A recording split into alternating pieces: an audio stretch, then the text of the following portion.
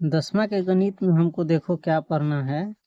इसमें हम जो विषय सूची है उसको हम एक बार देख लेते हैं और उस विषय सूची के अंदर जितने भी पाठ है उसके अंदर क्या पढ़ना है इसको देख लेते हैं, है ना। उसके बाद हम पाठ का अध्ययन करेंगे, पाठ को पढ़ना शुरू करेंगे। विषय सूची में देखो सबसे पहला पाठ है वास्तविक संख्या। क्या है? वास्तविक संख्या। ये जो तुम देख रहे हो ये क्या है? वास्तविक संख्या है। और वास्तविक संख्या में हमको 6 गो यूनिट पढ़ना है। 1.1 1.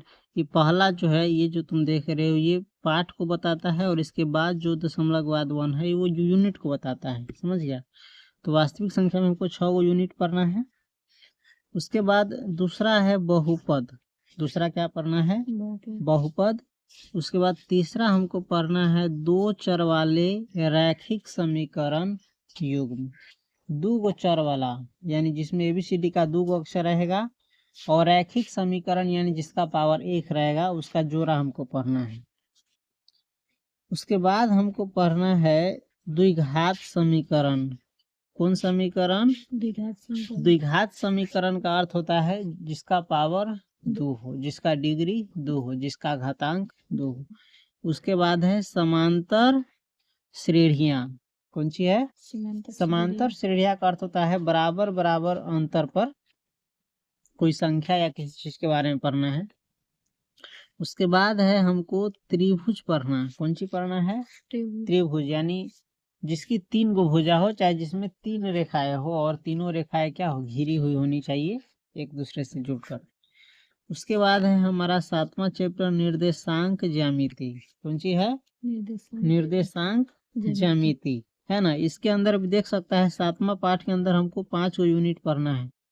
कितना यूनिट पढ़ना है? 5 गो देख सकता है, या जो है ना 7.5 ये दशमलव बाद जो यूनिट है इस पाठ के अंदर 5 गो भाग है।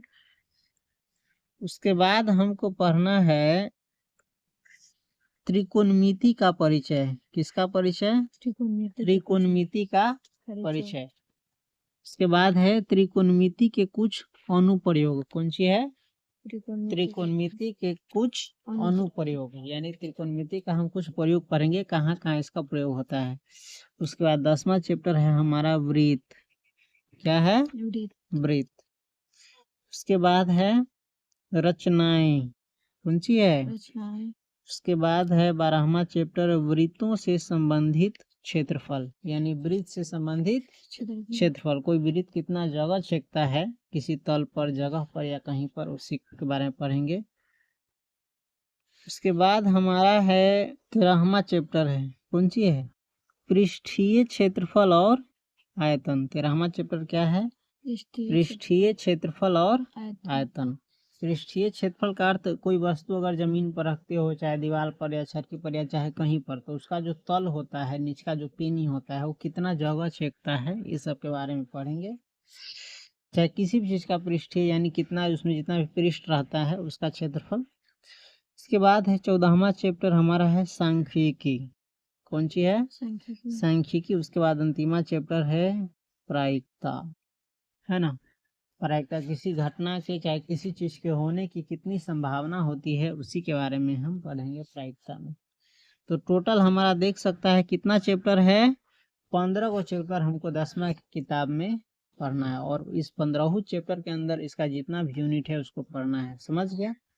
और साथ ही साथ इसको याद भी रखना, नहीं तो पढ़ने लिखने का कोई मतलब नहीं है ना। मेन चीज सबसे ज्यादा जरूरी है किसी चीज को याद रखना। चलो इसके बाद हम इसका जो यूनिट है उसका भी अध्ययन करेंगे। हम किसी पाठ में कितना यूनिट है और उस यूनिट के बारे में हल्का सा समझेंगे, इसके बाद हम पाठ शुरू करेंगे। समझ गए?